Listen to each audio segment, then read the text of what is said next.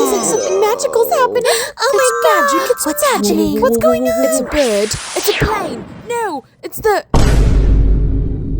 Love Fairy. Hello, everyone!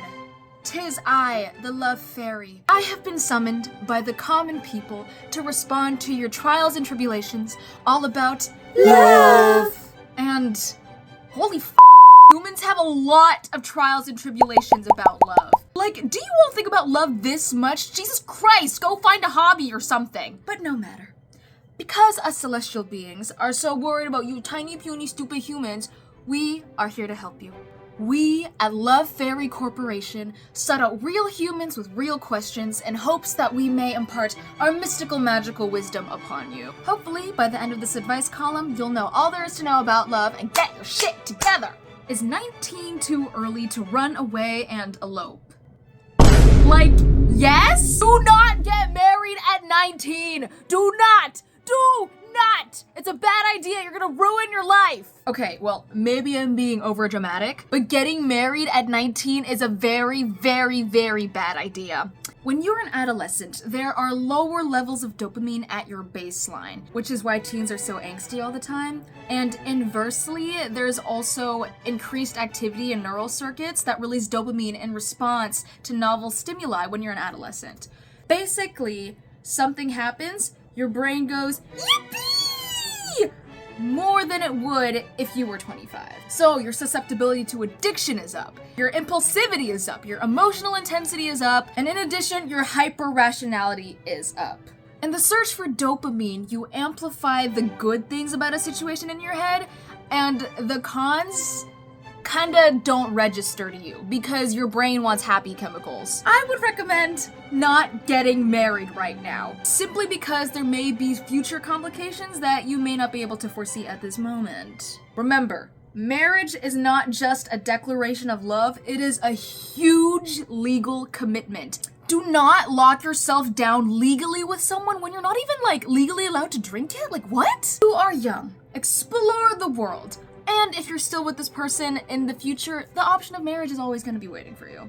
Why is finding love at NYU impossible? Okay, it's such a big school and everyone's so ambitious and so everyone's tired because they're burnt out and they're overworked and then that makes them mean and they're not a good partner to you. But if you want to find love at NYU, don't. Don't seek love here, especially film majors. It's awful. It's all awful. Just focus on your grades. You're not here to find love. You shouldn't be able to prioritize it. Just kidding about the film majors. All peace and love.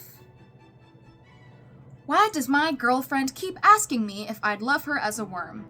Guys, if your girlfriend ever asks you this question, you always say you love her. Even if you wouldn't love her, you lie. Lie and say you would. Because the essence of the question isn't, would you be attracted to me if I was a worm? She's asking you if you love her soul. She wants to feel that security that you love her for her and not what she can give you. She wants to feel that security that if she were physically unable to give you anything, for example, if she were in a coma, if she were recovering from giving birth, if she were struggling mentally, that you would still love and take care of her unconditionally. But that feels too heavy to say out loud sometimes, so girls will often just phrase it in the form of a lighthearted question. The love you might feel for your worm girlfriend might not be Eros anymore.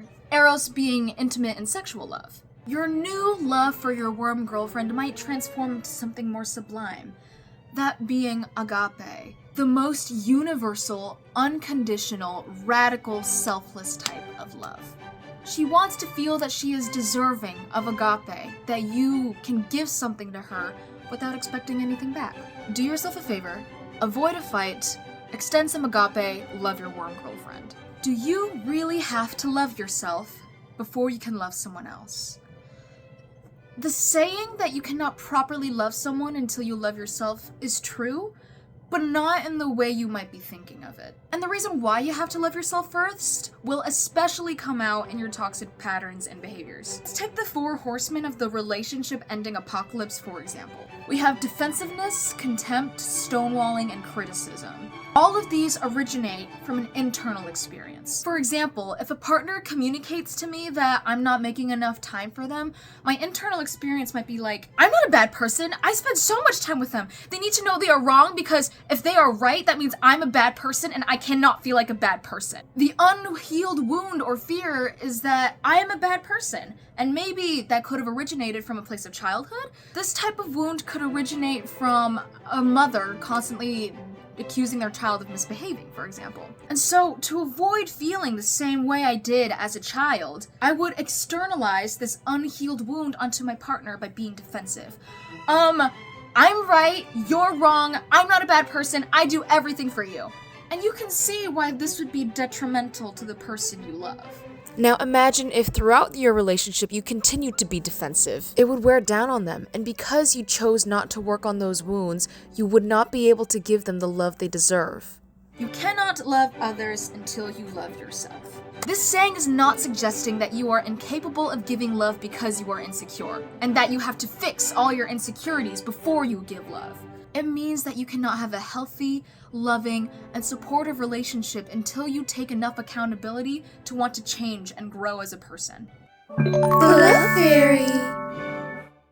Thank you all for sending in your questions. We hope this advice helped you. Take what resonates and leave what doesn't. Either way, I'll see you next time.